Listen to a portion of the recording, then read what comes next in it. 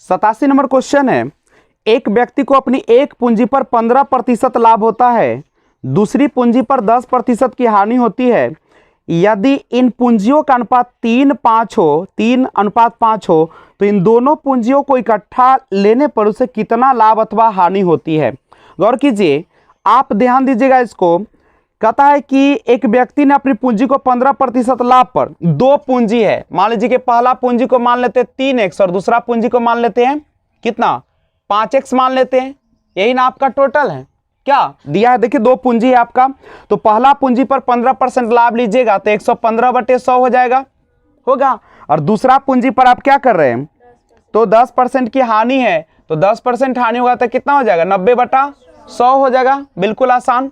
अब यहां से अगर हम इसे शॉर्ट करना चाहे तो कितना हो जाएगा, 5 दूनी 10, 5 ते 15, 5 से 20 बार, एक काटिएगा तो आपका 5 से 2 बार, यानी कितना आ जाएगा 23 दिया 69x/20, और ये आ जाएगा आपका।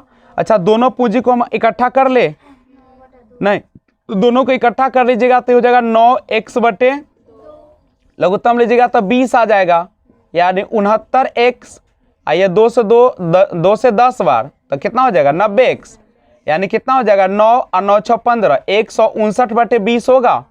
ये आपका दोनों पूंजी पर क्या निकल गया, कहता है कि इतना दूसरी पूंजी पर इतना हानि होती है, बेचा है।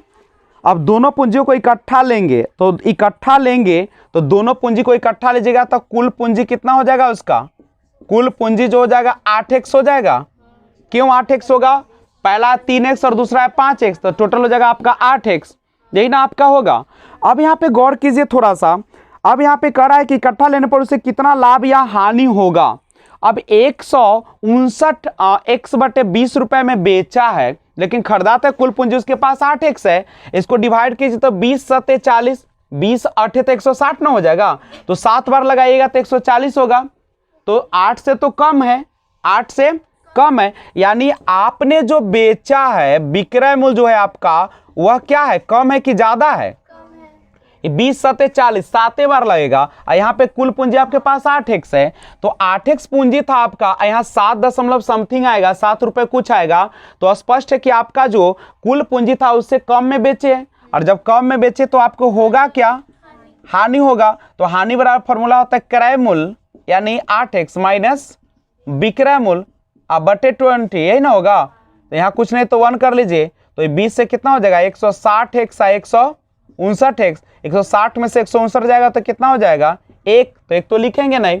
अब यहाँ पे गौर कीजिए, अगर यहाँ से हानि प्रतिशत आपको निकालना हो, क्या निकालना हो, हानि प्रतिशत निकालना हो, तो हानि प्रतिशत अगर आपको निकालना होगा तो क्या कीजिएगा, क्या दिक्कत है, तो हानि प्रतिशत फॉर्मूला क्या होता है, हानि और बटे में क्रय मूल्य और गुने 100। हानि देखो कितना का हो रहा है, x/20 का, और गुने 100 ओरिजिनल बटा में क्रय मूल्य कितना क्या है, ये 20 से काट दे डायरेक्ट 5 और x से x कैंसिल हो जाएगा, यानी कितना आ जाएगा 5/8%, यही ना आएगा।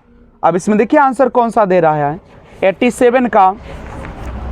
अगर हम लोग इसका आंसर चेक करते हैं तो आ जाएगा 0.625%, जो कि आपके ऑप्शन में दिया है, क्या नहीं दिया है, यानी इनमें से कोई नहीं, नन हो जाएगा आपका आंसर। एक बार फिर से समझिए, स्पष्ट रूप से आपका क्वेश्चन कर रहा है कि दो पूंजियां हैं, नहीं अब दो पूंजी है, एक व्यक्ति को अपनी एक पूंजी पर 15% का लाभ, तो पहला पूंजी है 3 के अनुपात में और दूसरा है 5 के अनुपात में, तो हम पूंजी को मान लिया कि 3x और 5x है, उसका पूंजी क्या है, पहला है 3x और दूसरा है 5x। तो पहला पर लिया है 15% लाभ यानी 115/100, दूसरा पर लिया 10% का हानि तो 90/100, कुल उसका विक्रय मूल्य हो गया 159/20, ये ना हो गया 159x/20। उसका कुल पूंजी कितना, पहले 3x और दूसरा कितना है 5x है, यानी टोटल पूंजी 8x है। बेचा है 7 दशमलव समथिंग में, तो 8 से तो कम है, तो इसका मतलब है कि उसको हानि हुआ, हानि हमने निकाल लिया, हमको निकालना है हानि प्रतिशत, हानि बटे क्रय मूल्य गुने 100, उस पर मैंने बैठाया, मेरा आंसर आ गया नन ऑफ दीज, इनमें से कोई नहीं, क्योंकि आंसर होगा 0.625 और मेरे ऑप्शन में कोई भी ऐसा दे नहीं रहा है। तो सबसे पहले इसको आप देखें और समझें।